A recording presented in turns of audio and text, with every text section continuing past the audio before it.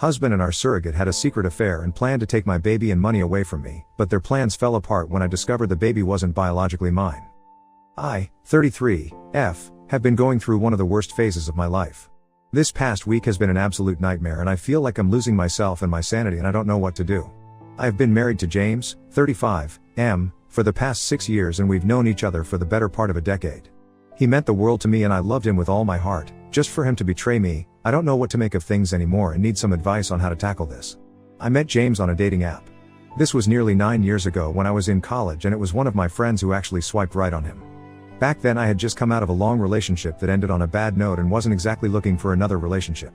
So, when James messaged me for the first time, I didn't think it would amount to anything serious and replied to him because he was cute and seemed sweet. Before I knew it, he asked me out on a date and I ended up really enjoying his company. He was funny and very charming. We ended up going on more dates but things were very casual. Like I said, I was still healing from my past relationship. James knew about how I felt and didn't pressure me into anything. He became more of my friend and I used to trauma dump on him all the time. He was very patient with me and helped me through a bunch of things that I was dealing with, especially with my family, which I'll get to later. We began meeting almost daily and even though I promised myself that I was going to be single for a while and not jump into another relationship, I found myself falling for him, hard. It was unexpected even for me, but his charm and patience won me over and within a few months I knew I liked him more than friends. I knew that he liked me too but he also knew that I wasn't interested in a relationship, so he never asked me out. About a year into our friendship, we were definitely falling for each other. He made me so happy and loved and I finally felt secure enough to ask him out and we got together officially, much to my parents' annoyance. So, coming to my family, my dad at the time was a businessman and owned shares in many companies including managing the family business which he had inherited from my grandparents. We were pretty wealthy and I must admit, I grew up in a very comfortable way. It wasn't like my parents spoiled me or anything. However, there was never a point in my childhood where I was deprived of anything that I needed. My dad wanted me to marry an educated, rich man who could handle the family business. James had lost both his parents and didn't have anyone except for his younger brother and his grandma. He didn't have a college education and was at the time working as a waiter barely making any money. I didn't mind any of that because I loved James. He was my best friend and treated me better than any man had before. Saying that my father wasn't happy with my relationship would be an understatement. I knew that he wasn't going to approve of James because he had a very specific mindset about what he wanted in a son-in-law and James didn't fit into any of it.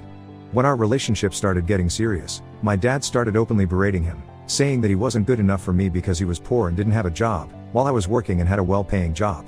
He said that James wasn't going to be able to keep up with my lifestyle and that I was going to regret it later. But we stayed together despite his warnings. When James and I got engaged, my father was furious.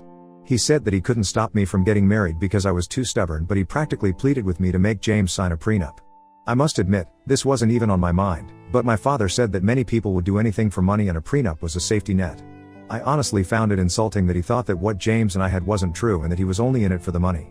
This resulted in a huge argument with my dad. It went to the extent where he threatened to cut me out of the will if I didn't get a prenup. I spoke with James and told him that it didn't matter what my dad said, we loved each other and I knew that it was true. James said that he too felt insulted that my dad would even bring this up.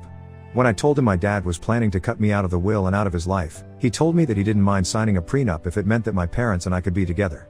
At the time, I thought that he was being so selfless. I agreed to get a prenup and it was James who showed me a few ways to get it done. In brief, you can get a prenup which will ensure your assets are protected in case of a divorce, but there are also specific prenuptial agreements that allow you to protect and separate your assets for a specific period before merging them. After the time has elapsed, the prenup is dissolved. This time could range from 8 or 15 years or even longer after marriage. This ensures that your partner is in it for the right reasons. We decided to get a prenup for 8 years after which it would get dissolved and we would share assets. This seemed to put all of us at peace as it was a solution to everything. We got married after nearly 4 years of dating. My dad wasn't very pleased, but he finally had to accept it. James moved into my apartment and for almost a year, I paid for the rent and all the amenities as well as all the bills. I didn't mind doing that because I knew James couldn't afford it and I didn't want to embarrass him by asking for money, especially when I was earning pretty well and could afford to manage things by myself. James continued to be just as amazing as before, always patient and understanding. He still worked at the restaurant and I was the one who ended up paying for all our dates, which I also didn't mind. I loved giving him things because I knew that he had had a tough life and didn't have much growing up. After about 2 years of our marriage, I thought that he would get a hold of himself and try getting a better job or at least do a few online courses to get more skills. He on the other hand seemed to have lost interest in bettering himself. At one point, he quit his job in the restaurant. I didn't want to put any pressure on him, but at the same time, it was getting difficult for me to manage things by myself. It wasn't like he helped out with any of the housework. He'd lounge around all day or stay out and not even cook me a meal. I just assumed that he was feeling demotivated, and after discussing with him, we decided to sign him up for an online finance diploma so that he'd get some experience. I also felt like it was time we started trying for a baby. I loved kids and I had always wanted to be a mother. I was an only child, so I wanted more than ever to have a big happy family, and I felt like we were at a good place to get started on it. I also felt that having a baby on the way would help motivate James to work harder. We tried for ages, but I wasn't able to conceive. When we got it checked out, I was informed that I had endometriosis and a blocked fallopian tube, which explained why I had such painful periods all my life. This diagnosis also made conceiving and pregnancy much harder. This was horrible news and I took it very badly. I felt like I was useless because I couldn't do this one thing. I did tons of research, took various pills, put myself on a strict exercise regimen, and basically abused my body to increase the chance of pregnancy, but nothing I did worked. I slowly began to lose hope. We had been trying to conceive for a year now with no results. James supported me through everything.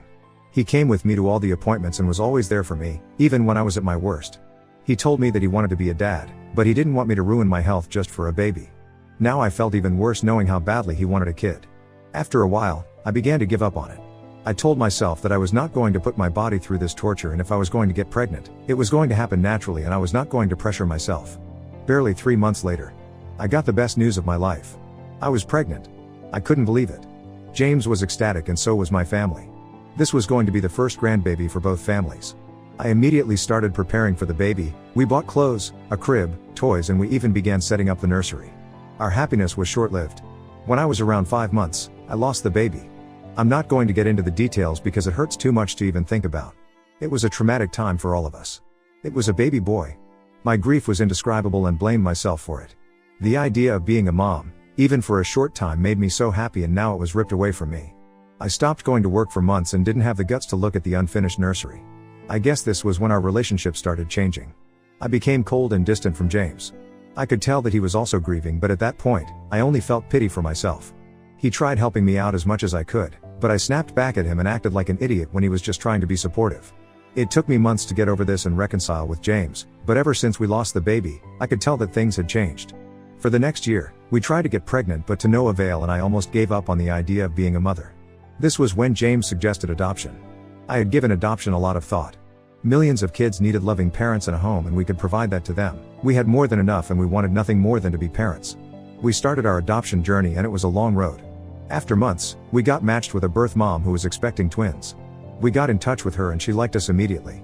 I couldn't help but get optimistic. We were having twins. Yet again, our happiness was short-lived. Once again, we began prepping. This time even the nursery was ready. We were then told after the babies were born that the birth mom had changed her mind and was planning to keep the babies. This shattered me. I could not take another heartbreak. It took me even longer to get over this, and I felt lost for a very long time. It was as if nothing we did was working and I began to hate myself for it. I could see a behavior shift in James too. He was now working at an MNC and those diplomas had paid off. He wasn't earning as much as me, but now he was contributing to the house. Our relationship had seen better days. All of these blows with the miscarriage and the adoption took a huge emotional toll on both of us, and we were starting to drift away. It wasn't anything crazy, but I felt like I was closing myself up from him, and instead of talking things through, we just went on with it and let the gap widen. About a year and a half ago, things started getting better for me. I worked harder than ever and managed to get a promotion. James and I went out to celebrate and we were just chatting about how everything would be perfect if we had a baby. That's when James brought up the idea of surrogacy. I had considered this option while we were trying, but now that I had been through so much loss, the thought of trying again for a baby was just way too taxing. Surrogacy did sound promising, but I didn't want to get my hopes up just for them to be crushed again. James seemed excited and I didn't want to break his heart. Even though I knew that this might not work, I decided to give this one last chance. Over the next few weeks, we did a bunch of research and decided to go ahead with it. I made it very clear from the beginning that my main priority was my mental health and I couldn't take another disappointment, so James agreed to manage the whole thing. He said that he'd do all the paperwork, interview potential surrogates, everything, so that I didn't get too invested. I was more grateful than ever for him to step up like this. I got in touch with our doctor and they began prepping me for an egg retrieval. They pumped me up with hormones and that affected my mood terribly.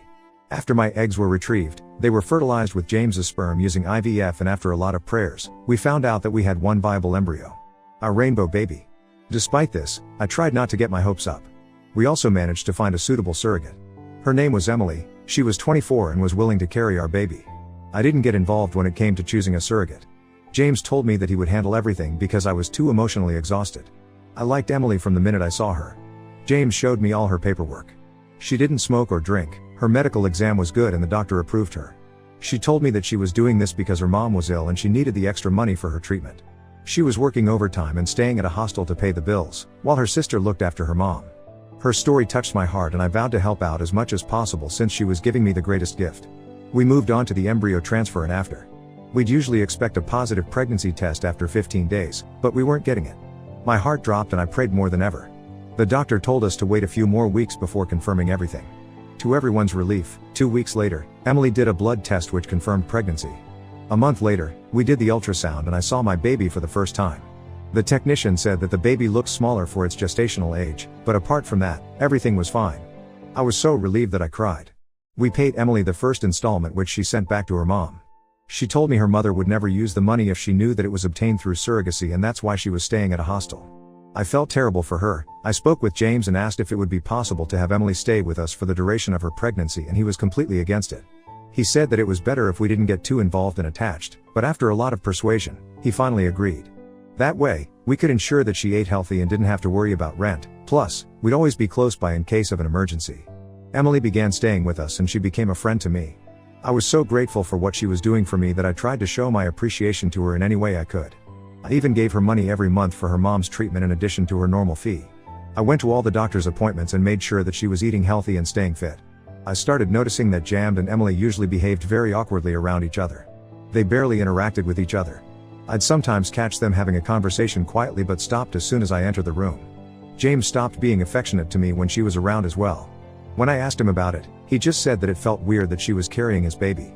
I understood what he meant because it was a bit awkward for me too, so I let it slide. Before I knew it, 9 months had flown by. The baby was still small for their age but was otherwise fine. Finally, our rainbow baby Jaden, a little boy, was born after nearly 43 weeks of gestation. He was perfect in every way. The first time I got to hold him, I finally felt like everything was worth it just to have him in my arms. I was forever indebted to Emily. We took him back home, and we started settling into parenthood. It was everything I dreamed of. I didn't even mind the sleepless nights. James was working overtime while I looked after the baby. He had gotten a promotion and was very busy on most days. He'd sometimes even get work calls in the middle of the night and come home super late. I began getting annoyed because he was barely spending time with the baby and I wanted them to bond, but he kept making excuses. Around 4 months later, I had to go to work to handle an important client. I hated leaving Jaden, but they had specially requested to meet me just for a few hours. I requested James to be with our son that day because I didn't want him to be with a stranger and he agreed. I finished up with work faster than usual and rushed home to be with Jaden. To my shock, I saw that Jaden was crying in his crib and James was nowhere to be seen. I rushed to our bedroom only to find it locked. I could hear voices coming from inside and banged the door. After what seemed like ages, James opened the door looking flushed, and when I searched the room, I found Emily, hiding under my bed. It finally clicked. They were having an affair. Even though I refused to believe what I was seeing, I knew it was true. James tried to explain that it was a mistake and that this had never happened before, while all Emily could do was stand there embarrassed. I trusted them the most. I had opened my heart and my house to Emily and treated her like my sister. I had given James everything he wanted, only to be betrayed like this. They had no regard for me but had also ignored Jaden when he was wailing downstairs. I was so disgusted. I grabbed Jaden and went straight to my parents' house and explained everything. As expected, James came, begging for my forgiveness and saying that it was a mistake. I had been cheated on before and this was a deal breaker. The fact that he cheated on me with Emily of all people hurt me more than anything, and there was nothing he could say that would make me change my mind.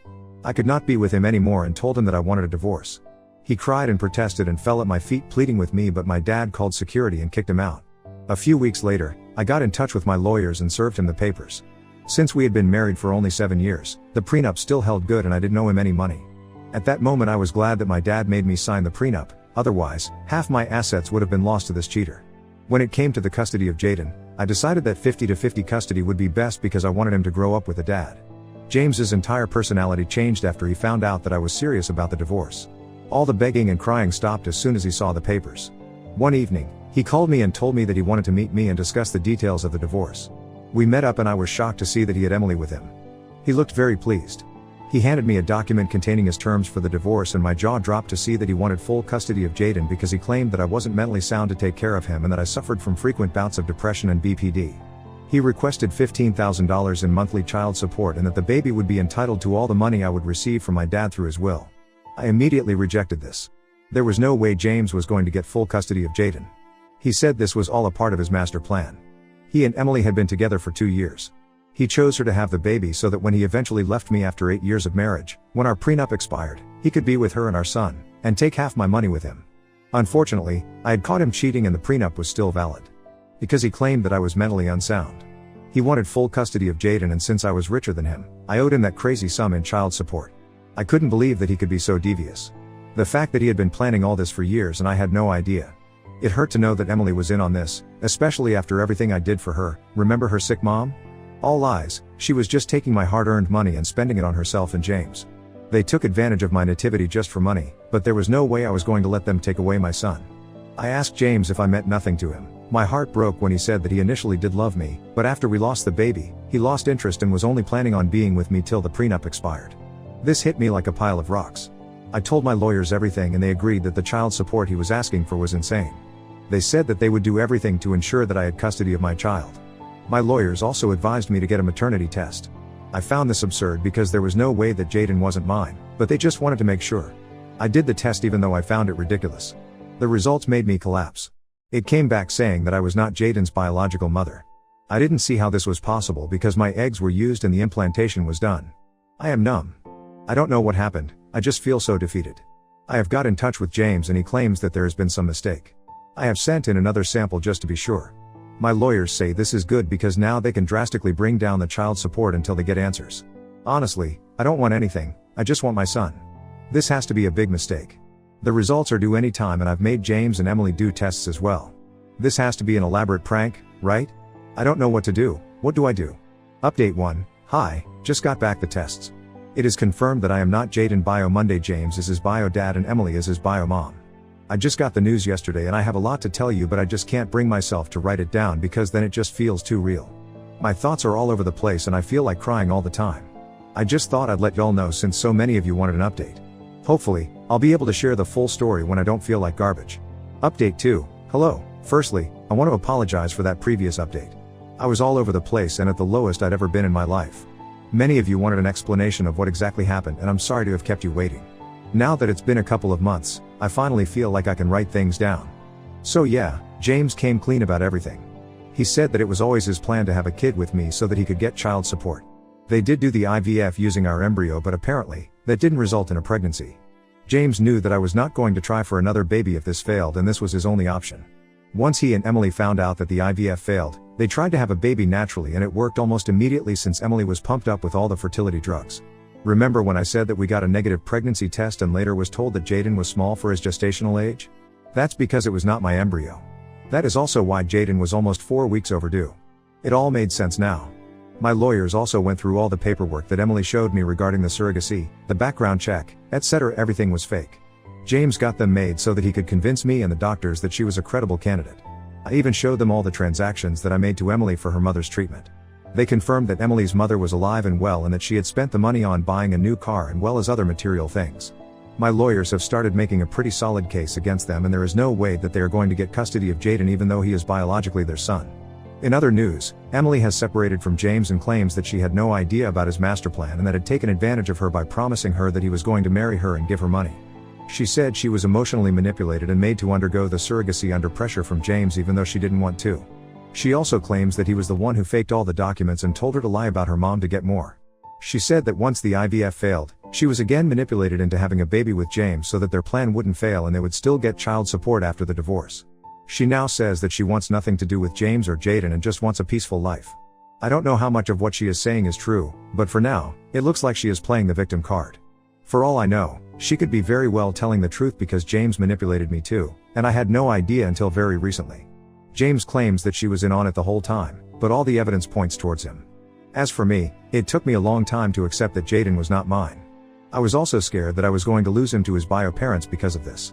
Now that Emily doesn't want custody and James might be a felon, his custody directly falls to me. I'm not sure about the legal aspect and we have a divorce hearing next week, so I'll keep you posted. Update 3. Hey guys. Just wanted to clear things up. Surrogacy is legal in my country. We have very specific guidelines and rules which we have to adhere to. That's why it takes ages to get matched with a surrogate and they had to have all the paperwork to back them up. So no, surrogacy itself is not illegal here, but forcing a woman to be a surrogate against their wishes, as well as faking all of these documents is a crime. Emily also claims that he forced her to have the baby even though she didn't want to. Considering all of this, the court sentenced James to 8 years in prison for his crimes. He pleaded innocent to everything and the trial lasted for almost 3 months. He only pleaded guilty after they said that they would reduce his sentence from 12 years to only 8 if he confessed. I never thought that any of this would happen. Never in my wildest dreams. I didn't know that I was married to such a vile, disgusting human, and I feel like he needs to serve more time. Our divorce was finalized a month ago. All of James's plans to get custody backfired on him. He is never going to get custody of Jaden, and since Emily wants nothing to do with him, I get full custody of Jaden. Yes, I am not his biological mother, but my name is on his birth certificate. I was the first one to hold him and to love him. I have loved him since before he was born. It doesn't matter what anyone says, Jaden is my son. He was always my son. When the judge handed over custody to me, I cried with joy. I thought I was going to lose him forever, but I am so grateful to have him. Update 4. Hey. Wow, it's been ages. I thought I'd just pop in to say hi and give a small update. Jaden and I are doing great. He turned 1 a few months back and we had a blast celebrating his birthday. Motherhood had been the best thing. Yes, we got off to a terrible start, but I've promised myself to make sure that the rest of Jaden's childhood is going to be amazing. I'm going to work hard to make sure he is loved. James is in jail and I haven't heard from Emily since everything got finalized. I am trying to make the most of the situation and move on. I know that time heals everything even though it feels so real now. I am so happy I have Jaden and that's all that matters. Life feels surreal, but we have to keep moving forward and hope for better days.